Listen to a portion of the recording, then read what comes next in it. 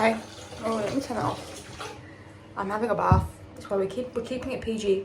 Okay, over here. You're just getting forehead today. You're getting naked forehead. I'm having a bath. I've had a stressful day, a stressful evening. It's not been that stressful. But I'm just unwinding in the bath. I terribly need to shave my legs and wash my hair and just sort myself out. So I thought I can have a bath and just get it all done, then warm the whole time. Except, so right, the plug on our bath is broken. It's one of those ones where you like turn it and it comes up and down, like it's got one of them on it. Hopefully you didn't just see me in that. You turn it and the plug goes up and down, right? So that broke many years ago, probably about 10 years ago now. And we have like just like a suction plug. Don't have to explain it. It's like it looks like a diva cup. Looks like a diva cup, and it just like kind of sucks to the bottom of the bath, and that's like how it stops water. Anyway, it fills up the bath, acts as a plug. But the problem is the way you get it off is you just like push it off. It does not take a lot of force to push it off, and the problem is my ass is too fat. My ass is too fat, and I keep nudging it with my fat ass, and I keep letting all the water out of my bath. Sir David Attenborough is gonna crucify me for killing the fish, killing the penguins, killing the polar bears, because I'm wasting so much water. So I have to keep refilling the bath up. Anyway, not what I wanted to talk about. Watching this film. It's called A Brush with Christmas. I'm gonna give you a full debrief after the bath because this is insane. Entertaining, but insane. I have tried to watch this film specifically 7 times. I have never made it all the way through. I always put it on and then I immediately get distracted by my phone because it's, I don't know, I've never let myself be sucked in by it. This time I'm watching, I'm sucked in. I'm sucked in. Okay, I get it. Everyone has, it's crazy so far. Not really, but it is just the most hallmark movie ever. And I'm obsessed with it. So I'm gonna watch this.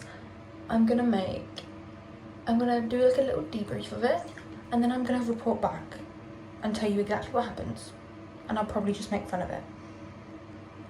But I love it. Don't get it twisted. It's awful, but I love it. Okay, so that film I was watching, I was gonna give you a synopsis once I finished it. Here is my review. I don't even remember what it was called. So basically, from memory, Charlotte owns a restaurant. That was her dad's. Her dad has since died. She doesn't really want to work in the restaurant. She wants to be an artist. She is a painter, and her mum's like low-key a hater about it. Her mum's like, you know, it's too distracting, like stop painting, because she's like constantly late for work because she stays up all night painting. But like at the end of the day, it's her business. So anyway, but yeah, she's taken over the family business since her dad died. Then this guy Wyatt comes to town. He is an artistic architect. Don't know what that is. Will is actually an architect, and I asked Will what is an artistic architect? Like, how is that different from a regular architect? And he was like, I've never heard of that in my life. So I think they made that up, or maybe it's just an American term that we don't use in the UK, or Will just doesn't know as much about architecture as he leads on. Anyway, so like they meet because someone smudged Charlotte, like made like a little cute little sign. She drew Santa and someone smudged it, and he just like starts fixing it, even though he only has white chalk. And she's like, hey, and like they have this like, you know, little meet cute whatever. Then it's all something to do with the painting. I don't really know. Something like, by the way, as well, everyone in this movie has iPhone face, which is fine because it's set in today. Every woman in this film has so much cheek filler and top lip filler and just like filler in this general area, it's unnerving. Even the mum is like snatched, and it's like, you go girl, you look great, but also it's taking me out of the reality a little bit. Like, why is like her best friend, who's a chef, who is her sous chef at the restaurant, and she's talking and she's like, I can't even do the face, but like she's like all cheek, her top lip is like, I can't even explain it. Watch the film, you kind of maybe see what I'm talking about. So yeah, it all comes to a head. They fall in love, obviously, and it all comes to a head because he gets a contract in New York. Oh, by the way, he's only in town because his friend, who, his name escapes me. I don't know who that man is. Never learned his name. He's staying with his friend who is recently married. We never meet the wife. She is probably in a dungeon somewhere, because he also, like, this guy has come to see his friend who he used to live with back in New York, because he lives in New York, but he travels a lot, so he doesn't really live in New York. Anyway, irrelevant. It kind of is relevant. He's come to see his friend who's just gotten married and just moved to the area. This man spends no time with his friend, his said, like, best friend in the whole world, who he's not seen in ages, who's, you know, blah blah blah, just moved in. He spends no time with this man once he's there. He has his own little, like, shed. I think it's his garage. But he's got, like, you know, then little man den in there. The guy who's staying, by the way, and his friend, like, has, like, dug out all of his, like, loads of his old, like, art supplies and stuff, which is cute, which is nice. And then that guy just ends up just, like, in there the whole time, or, like, off with Charlotte. Like, if I was that guy, I'd be like, dude, you're staying in my house. Like, I've given you my whole garage, to, like, you know, free roam, do your thing. But you're not actually spending any time with me. Your friend, who you've come to see, and wife, who we never meet, who, I don't know her name. I don't know that woman's name. We never see her. So I don't even know if they mentioned her name, because we never see her. But yeah, I'd be pissed if I was him. And then, so Wyatt gets, like, a job offer in London, and for some reason they need to fly him out before Christmas. His parents are dead, by the way, I think. They don't really mention that. They just kind of say, he references his parents in the past tense, maybe alluding to the fact that they're dead. He can't confirm or deny whether that was confirmed. But yeah, basically, gets called out for a job in London, where I live, and they're like, yeah, we need you to start, like, right after Christmas. That wouldn't happen. And so he flies out before Christmas, and he just, like, leaves. He doesn't, like, he tells his friend once his bags are already packed and he's leaving for the airport, like, and he's like, but it's still before Christmas, dude, like, and I agree with his friend, because why are you leaving before Christmas? Like, what if that guy's wife had spent ages and spent her money shopping and getting everything ready for Christmas? You know, they're prepared for this extra person to be there, and he's just, well, one, he's not been there the whole time anyway. He's barely spent any time with his friend, and then two, he's leaving before Christmas. So you're like, so we've just, like, put you up for a few days. You've not spent any time with us, and you're ditching us right before Christmas. Right, okay, cool. Whatever. Anyway, turns out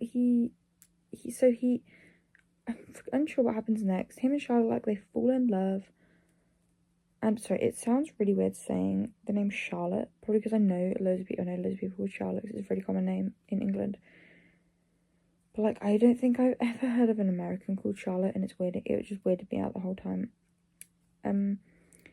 But she owns the restaurant, right? I think.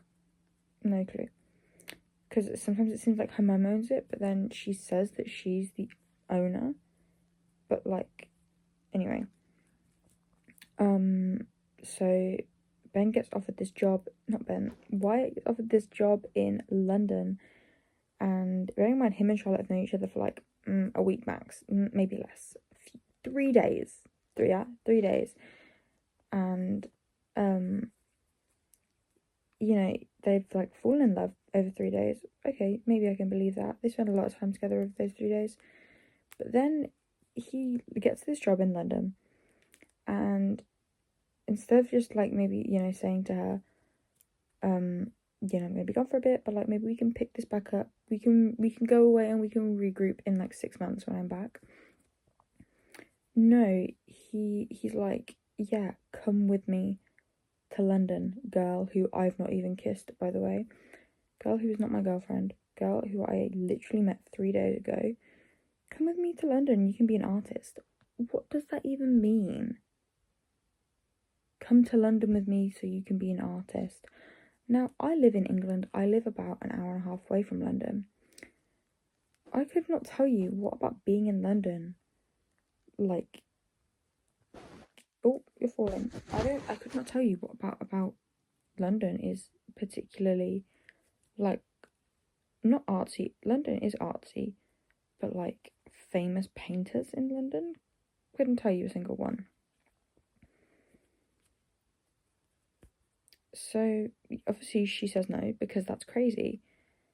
And then she says at the restaurant, and then like they bond over her painting, right? Because she's really good at painting.